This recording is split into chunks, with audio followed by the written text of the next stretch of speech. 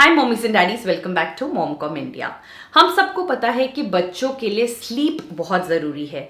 उनको अपनी एज के अकॉर्डिंगली एक सर्टेन नंबर ऑफ आवर्स ज़रूर सोना चाहिए और उनकी जो नींद है वो अच्छी क्वालिटी की होनी चाहिए। अगर ये दोनों चीज़ें उन्हें मिलें तो उनकी ओवरऑल फंक्शनिंग बहुत अच्छे से होती है। वो अगले दिन फ्रेश उठते हैं, उनके अंदर एनर्जी होती है to get through the day और उनका माइंड भी बहुत काम होता है।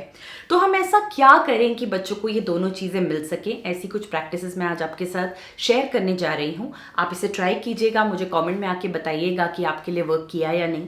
बहुत सारे पेरेंट्स के साथ इसे शेयर कीजिए बिकॉज हर एज ग्रुप के लिए ये प्रैक्टिसेस बहुत अच्छे से काम करती हैं। और साथ ही हमारे चैनल को सब्सक्राइब करने के लिए बेल आइकन हिट कीजिए, रेड बटन को हिट कीजिए ताकि हर वीडियो का टाइमली नोटिफिकेशन आपको मिल सके। Come and join our community. Now let's get started. तो गाइज, ये प्रैक्टिसेस जो मैं आज आपको बता रही हूँ ये बहुत सक्सेसफुल प्रैक्टिसेस है। काफ़ी डॉक्टर्स, मेडिकल प्रोफेशनल्स भी आपको इसके बारे में बताएंगे। आप खुद रिसर्च कर सकते हैं कि इनके कितने फ़ायदे होते हैं बच्चों के लिए। ये प्रैक्टिसेस आप उन बच्चों पे अप्लाई कर सकते हैं जिन्होंने किसी तरीके का स्कूल स्टार्ट कर दिया है। मीन्स एक प्रॉपर रूटीन उनकी लाइफ में आ गया है जहाँ पे उनसे एक्सपेक्टेड है कि वो रोज़ एक सर्टेन टाइम पे उठें और स्कूल जाएं। तो एक सर्टेन टाइम पे उठने के लिए उनको एक सर्टेन टाइम पे सोना भी ज़रूरी है ताकि उनको रिक्वायर्ड आवर्स ऑफ स्लीप मिल सके। तो हमें ऐसा क्या करना है वो मैं आपको बताने जा रही हूँ। मेरे 2 बच्चे हैं। बेटा है 7 साल का, उसके साथ हम ये प्रैक्टिसेस तब से कर रहे हैं जब से उसने स्कूल स्टार्ट किया है। और मेरी बेटी है अभी 2 साल 4 महीने की, उसके साथ भी हम इनमें से कुछ प्रैक्टिसेस जो हैं वो कर रहे हैं। और धीरे धीरे जैसे जैसे उसका स्कूल प्रॉपर रूटीन में आएगा हम बाकी की भी प्रैक्टिसेस स्टार्ट करेंगे। तो ट्राइड एंड टेस्टेड है, do try it out. So guys, सबसे पहली चीज़ है एक बेड टाइम सेट करना। ये बहुत ज़रूरी है आपके लिए क्योंकि बच्चे तो अपना बेड टाइम सेट कर नहीं सकते। आपको अपनी फैमिली की सिचुएशन देखते हुए एक टाइम सेट करना है कि मेरे बच्चे को अगर 10 घंटे की नींद चाहिए तो मैं उसको बैक ट्रैक करके देखूं कि उसको कितने बजे सोना चाहिए। क्या वो मुझे सूट करेगा? क्या तब तक मैं ऑफिस से आ जाऊंगी? क्या पूरा घर की रिस्पॉन्सिबिलिटीज़ उस टाइम तक काम डाउन हो जाएंगी ताकि मैं बच्चे को सुला सकूं? ये सारा आप वर्किंग करिए और फिर एक टाइम डिसाइड करिए। और जब वो टाइम डिसाइड कर लें तो मंडे टू फ्राइडे आप उस टाइम पे स्टिक करिए। 15-20 मिनट ऊपर नीचे फ़र्क नहीं पड़ता। बट कभी कभी हम पेरेंट्स हैं, हमारा मन कर जाता है कि चलो थोड़ी सी मस्ती और करते हैं, चलो कोई एक्टिविटी चल रही है उसको थोड़ा लंबा खींच देते हैं, रीडिंग थोड़ी लंबी देर के लिए कर लेते हैं। बट ये जो लंबी देर है इसका इम्पैक्ट बच्चे की क्वालिटी ऑफ स्लीप पे पड़ता है। तो आपको उस टाइम को फॉलो करना है। डॉक्टर्स रेकमेंड करते हैं कि स्कूल गोइंग बच्चों को 8 से 8:30 के बीच में सो जाना चाहिए। बट अगर आप मैक्स 9 o'clock तक भी उन्हें सुला देते हो then it's fine. Second important practice है हाइजीन। 2 तरीके से आप हाइजीन को अप्रोच कर सकते हो। पहला तरीका है कि बेड टाइम से 1 घंटा पहले आप बच्चे को एक अच्छा सा बाथ दो, शावर बाथ दो, टब बाथ दो, नॉर्मल बाल्टी और मग लेके उनको नहाने दो। जिस भी तरीके से आप बच्चों को नहलाते हो आप उस तरीके से बच्चे को बाथ दो। ज़रूरी नहीं है कि इस बाथ में प्रॉपर सोप, ऑयल मसाज सब कुछ होना चाहिए। ये बात होता है एक कूलिंग बात जो बेसिकली उनकी बॉडी को, उनके माइंड को कूल डाउन करे, उन्हें रिलैक्स करे। जब आप बच्चों को बाथ देते हो तो आप नोटिस करोगे कि उनके अंदर एक जो हाइपर एक्टिविटी होती है या बहुत ज़्यादा एनर्जी होती है रात के टाइम में वो भी काफ़ी काम डाउन हो जाता है।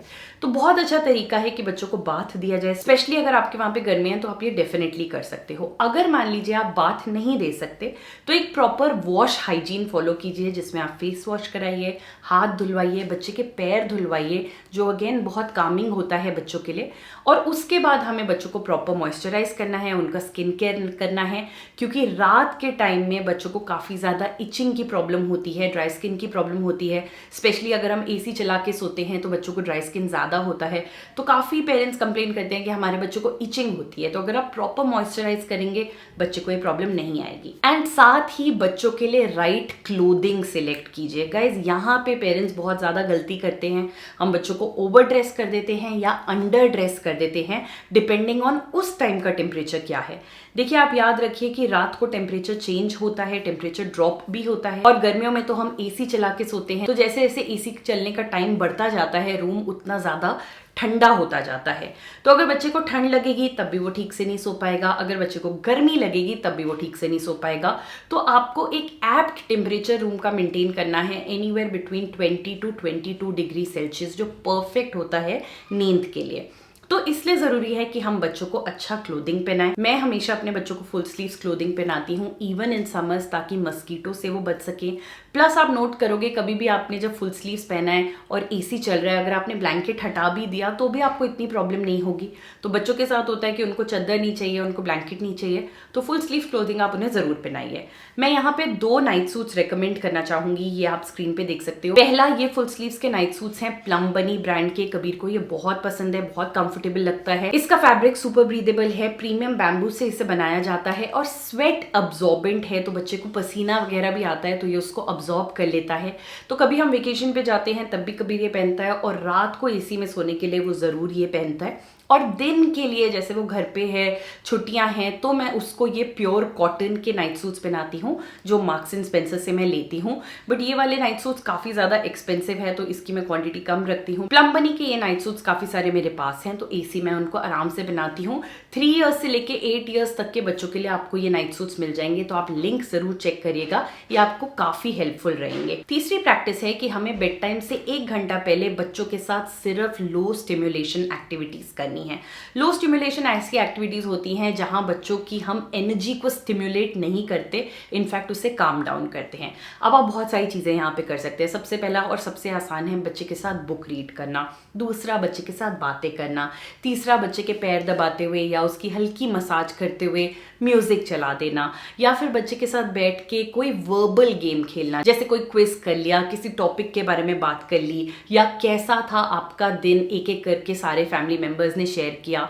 बट बेसिकली ऐसी एक्टिविटीज जहां आप बैठ के कुछ कर रहे हो। अगर आपके बच्चे में थोड़ी सी ज्यादा एनर्जी और उसे काम करना है तो आप पजल्स भी बैठ के साथ में कर सकते हो, लेगो कर सकते हो, जो बहुत ही लो स्टिम्युलेशन एक्टिविटीज हैं, एक ही जगह बैठ के आराम से हो सकती हैं। This is very very important. Next practice है बच्चों की लेग मसाज करना। अब आप नोट करेंगे जब आपके बच्चे 3 साल से ऊपर होने लग जाते हैं तो बच्चों में ग्रोइंग पेन्स बहुत ज्यादा होती हैं। ये ग्रोइंग पेन स्पेशली रात को होती हैं।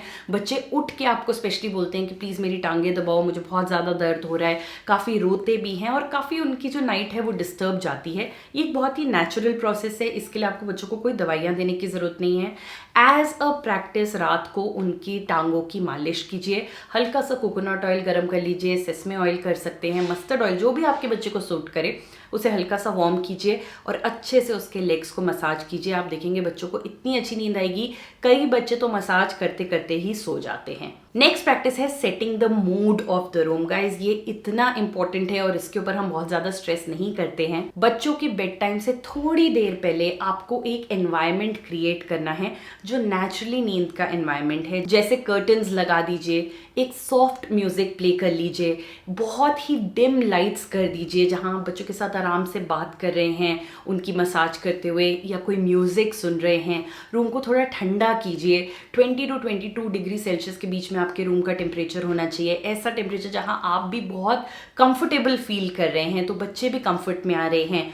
बेड जो है बिल्कुल कोजी हुआ हुआ है और आप देखेंगे बच्चों का नेचुरली एक नींद की तरफ इंक्लिनेशन आने लगेगा। वो यॉन करने लगेंगे, उनकी आंखें थोड़ी छोटी होने लगेंगी, वो अब बेड पे लेटना प्रेफर करेंगे instead of sitting and doing any activity. ये सारी चीजें आप कर सकते हो अगर रूम का मूड ठीक है। और धीरे धीरे जैसे बच्चों की आंखें बंद होने लगे रूम को बिल्कुल डार्क कर दीजिए। अगर आप बच्चे को कुछ गा के सुनाते हैं या स्टोरी सुनाते हुए सुलाते हैं तो रूम को एकदम डार्क कर दीजिए, रूम में कोई लाइट ना हो, और ऐसे बच्चे बहुत आराम से सो जाते हैं। और अगर म्यूजिक की बात करूँ तो यहाँ पे मेरा ये मतलब नहीं है कि कोई आप गाना प्ले कीजिए, आप कुछ भी स्पिरिचुअल भी प्ले कर सकते हैं, आप बेड टाइम स्टोरी प्ले कर सकते हैं।